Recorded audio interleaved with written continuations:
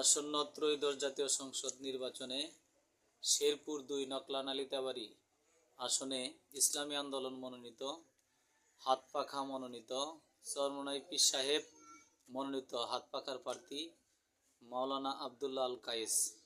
মাওলানা আবদুল্লাহ আল কায়েস ভাইকে আমরা আগামী 12 তারিখ সকলেই মিলে হাতপাখা প্রতীকে প্রত্যেকেই এক একটি করে সমর্থন ভোট দেব ইসলামের পক্ষে। ইসলাম শান্তির ধর্ম, ইসলাম মুক্তির ধর্ম। ইসলামী আন্দোলন বাংলাদেশ যে দেশ এবং জাতির কল্যাণে আপনারা জানেন কাজ করে যাচ্ছে। আমি নালিতাবাড়ী এবং নকলাবাসীকে বলবো, আপনারা আপনাদের প্রথম ভোট ইসলামের পক্ষে দিবেন।